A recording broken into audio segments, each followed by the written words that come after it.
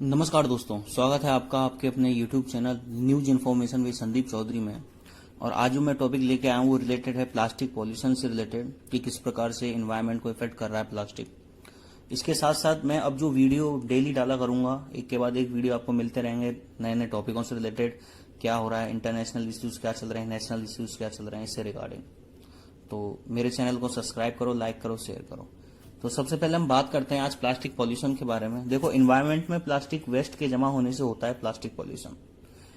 अन plastic की collectivity study के अनुसार हमारे देश में हर साल 9.46 मिलियन टन प्लास्टिक जनरेट होता है और इसमें से ऑलमोस्ट 40% प्लास्टिक वेस्ट को कलेक्ट ही नहीं किया जाता। और जितना वेस्ट हम जनरेट करते हैं एक साल में, इसमें से 43% प्लास्टिक का इस्तेमाल होता है पैकेजिंग के लिए।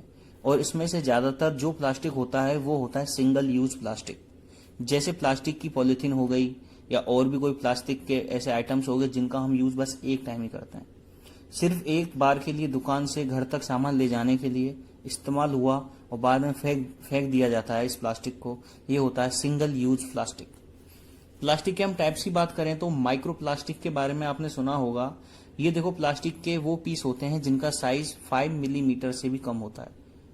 माइक्रो प्लास्टिक में माइक्रो बीट्स भी आ जाता है। माइक्रो बीट्स के बारे में कई एग्जाम्स में भी पूछा गया है, जैसे यूपीएससी वगैरह में। ये वो सॉलिड पार्टिकल्स होते हैं जिनका साइज 1 मिलीमीटर से भी कम होता है। माइक्रो बीट्स का इस्तेमाल किया जाता है कॉस्मेटिक प्रोडक्ट में और पर्सनल केयर प्रोडक्ट्स में। माइक्रो बीट्स से बहुत नुकसान होता है। माइक्रो बीट्स हमारे सीवरेज में बहकर नदियों में पहुंच जाते हैं, समुद्र में पहुंच जाते हैं और फिर वहां के जो मरीन एनिमल्स हैं इनको कंज्यूम कर लेते हैं। उनकी हेल्थ पर काफी असर पड़ता है इन माइक्रोबीट्स का। इसलिए समय समय पर एक्सपर्ट्स ये मांग उठाते रहते हैं कि पर्सनल केयर प्रोडक्ट्स में माइक्रोबीट्स का इस्तेमाल बंद होना चाहिए। बट देखो, एक दिक्कत ये भी आती है कि पर्सनल केयर प्रोडक्ट में हम माइक्रोबीट्स का इस्तेमाल को बंद भी कर दें तो जो ये प्लास्टिक के टुकड़े हैं उनका समय के अनुसार टीयर एंड वियर होता है। मतलब बाहर खुले में प्लास्टिक रखा हुआ है तो डेली सूर्य की जो किरणें पड़ती हैं, आंधी तूफान से ये सब झेलते हैं तो टूट फूट हो ही जाती है और उन प्लास्टिक के टुकड़ों में वो भी छोटे छोटे पीस में बदल जाते हैं। तो ऐसे माइक्रोबीट्स को कैसे टैकल किया जाए, ये एक हमारे सामने चुनौती है। वहीं इंडिया ने कमिटमेंट की है कि 2022 से पहले पहले हम सिंगल यूज प्लास्टिक को खत्म कर देंगे, ऐसा इंडिया ने वादा किया है। अगर देखो, हम प्लास्टिक वेस्ट से होने वाले नुकसान की बात करें, सबसे पहले बात आती है इकोनॉमिक लॉसेस की। आपने देखा होगा कई नदियों के किनारे या बीच पर बहुत ज्यादा प्लास्टिक इकट्ठा हो जाता है, तो ऐसी जगहों पर लोग जाते नहीं है, टूरिज्म इंडस्ट्री प्रभावित होती है। ये सबसे पहला पॉइंट है। दूसरा पॉइंट, इम्प्लीकेशन ऑफ एनिमल। आपने इस प्रकार की खबरें काफी सुनी होंगी कि गाय के पेट से 10 केजी प्लास्टिक निकला, तो चाहे अनचाहे काफी बार एनिमल्स प्लास्टिक को कंज्यूम कर ही लेते हैं। इससे उनकी सेहत पर भी काफी ज्यादा प्रभाव पड़ता है और सबसे ज्यादा इम्पैक्ट पड़ता है मरीन एनिमल्स पर। समुद्र में बहुत बार तो मरीन एनिमल्स जो हैं वो प्लास्टिक वेस्ट में फंस जाते हैं। काफी बार ऐसा होता है वो प्लास्टिक वेस्ट को कंज्यूम कर लेते हैं, जो हार्मफुल केमिकल्स उनकी सेहत के लिए बहुत बुरा असर पड़ता है उनकी हेल्थ के ऊपर और उनके वाइटल ऑर्गन काम करना बंद कर देते हैं। बात करें हम ह्यूमन हेल्थ की, तो ह्यूमन हेल्थ पर भी प्लास्टिक का बहुत ज्यादा नेगेटिव इम्पैक्ट पड़ता है। प्लास्टिक देखो काफी बार हमारी फूड चेन में इंटर कर जाती है और उससे जो केमिकल रिलीज होते हैं जैसे बिस्फिनॉल ए, पैथेलेट्स, इनसे हमारे हेल्थ पर काफी बुरा प्रभाव पड़ता है। जेनेटिक डिसऑर्डर भी हो सकते हैं, कई बार हार्मोनल डिसऑर्डर भी हो सकते हैं। इसके अलावा प्लास्टिक की वजह से काफी तरह का पॉल्यूशन भी होता है, जैसे कि land pollution, soil pollution, water pollution, ground water pollution. तो ये सारे जो पॉल्यूशन क्रिएट होता है वो होता है प्लास्टिक की वजह से।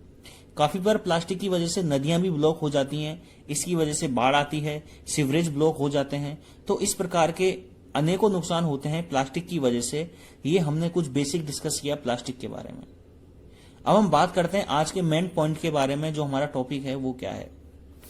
देखो, पहले वर्ल्ड में प्रयास किया जा रहा था कि प्लास्टिक पॉल्यूशन से निपटने के लिए, लेकिन जैसे ही कोविड-19 की महामारी आई उनके प्रयासों को धक्का पहुंचा और प्लास्टिक पहले से भी ज्यादा जनरेट होगा, ऐसा एक्सपर्ट्स बोलते हैं। अब क्वेश्चन उठता है कैसे, क्योंकि अभी हमें ज्यादा फोकस कोविड-19 की महामारी से निपटने में है, तो बहुत ज्यादा मास्क जनरेट होंगे, बहुत ज्यादा ग्लव्स को प्रोड्यूस किया जाएगा इस महामारी से निपटने के लिए। इवन देखो, पहले भी यदि कोई मॉल में जाता था तो अपना थैला लेकर वो मॉल में जा सकता था सामान लेने के लिए, लेकिन अब इन्फेक्शन का खतरा ज्यादा है तो बाहर का सामान वो मॉल में नहीं ले जा सकते। तो इस प्रकार के अनेकों छोटे छोटे ऐसे पॉइंट्स हैं जिनसे ये साबित होता है कि प्लास्टिक वेस्ट अब पहले से ज्यादा जनरेट होगा। जैसे एक और एग्जाम्पल की हम बात करें कि इंडोनेशिया में रिसाइकलिंग इंडस्ट्री में पहले 63,000 लोग काम किया करते थे, उनकी जॉब चली गई। मतलब प्लास्टिक का जो रिसाइकल है इंडोनेशिया में वो पहले की अपेक्षाकृत अब कम होगा। प्लास्टिक की एक प्रॉब्लम नहीं है, हमारे जीवन में बहुत सारी जगहों पर प्लास्टिक का इस्तेमाल होता है और आगे भी होगा। पूरी तरीके से प्लास्टिक के यूज को आप खत्म नहीं कर सकते, बट प्रॉब्लम है सिंगल यूज प्लास्टिक, सिर्फ एक बार के लिए जो प्लास्टिक यूज होता है वो सबसे ज्यादा प्रॉब्लम है, क्योंकि हमारी इतनी कैपेसिटी है ही नहीं कि हम इतने ज्यादा प्लास्टिक को रिसाइकल कर सकें। तो हमें हमारे लाइफस्टाइल में चेंज लाना होगा, हमारे बिहेवियर में चेंज लाना होगा, ताकि हम सिंगल यूज प्लास्टिक का इस्तेमाल कम से कम कर सकें। लेकिन बहुत बार लोग बोलते हैं कि प्लास्टिक जो है वो इन्वायरमेंटल प्रॉब्लम है, ये एक इकोनॉमिक अपॉर्चुनिटी भी है। मतलब कम प्लास्टिक का आप इस्तेमाल करोगे तो रीयूज करोगे, रिसाइकल करोगे, तो इससे आपको बहुत ज्यादा पैसों की बचत कर सकते हो।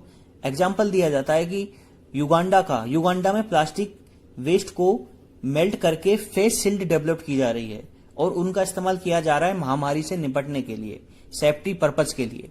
सिंगापुर में एक स्टार्टअप ने स्टेनलेस स्टील कप्स का इस्तेमाल किया है, बैम्बू बॉक्सेस का इस्तेमाल स्टार्ट किया है, इनको सैनिटाइज करके इनका दोबारा से रीयूज किया जा सकता है। अगर हम इंडिया की बात करें तो वैसे तो सरकार ने काफी सारे प्रयास किए हैं प्लास्टिक वेस्ट की समस्या को एड्रेस करने के लिए। जैसे हमने शुरुआत में डिस्कस किया कि इंडिया 2022 से पहले हम सिंगल यूज प्लास्टिक के इस्तेमाल को कर्व कर देंगे। आपको याद होगा पिछले साल सरकार ने बहुत ज्यादा फोकस किया था सिंगल यूज प्लास्टिक के वेस्ट को कम करने के लिए। प्लास्टिक की समस्या को एड्रेस करने के लिए सरकार 2016 में प्लास्टिक वेस्ट मैनेजमेंट रूल लेकर आई थी, जिसके बाद हमें अपडेट और अमेंडमेंट किया गया 2018 में। बट प्रॉब्लम यही है कि इनकी इफेक्टिव इम्प्लीमेशन नहीं हो पा रही है। अगर हमें प्लास्टिक पोल्यूशन की समस्या को एड्रेस करना है तो सभी नागरिकों को प्लास्टिक की सप्लाई चेन में अपना रोल प्ले करना होगा ठीक प्रकार से। इसके लिए सरकार को और ज्यादा जागरूकता पैदा करनी होगी। पिछले साल सरकार ने बहुत अच्छा प्रयास किया था। अभी देखो रूरल इंडिया हमारा ओपन डेफिकेशन फ्री यानी ODF हो चुका है। तो नेक्स्ट फोकस हो सकता है सिंगल यूज प्लास्टिक के इस्तेमाल को कर्व करने का। अभी फिलहाल ग्रामीण इलाकों में वैसे ये दिखना स्टार्ट भी हो गया है कि बहुत सारे गांव ऐसे हैं जहां पर अलग अलग वेस्ट को सेरीगेट करने की व्यवस्था की गई है ताकि प्लास्टिक को अच्छे से टेकल किया जा सके। लास्ट में एक्सपर्ट्स यही बोलते हैं कि आज नहीं तो कल हम वैक्सीन खोज ही लेंगे, और अगर 7.8 बिलियन लोगों को ये वैक्सीन दी जाएगी तो मान के चलें इसके लिए सिंगल यूज प्लास्टिक सिरिंज का इस्तेमाल होगा और हर एक प्लास्टिक सिरिंज में 0.052 ग्राम्स का सिंगल यूज प्लास्टिक होगा।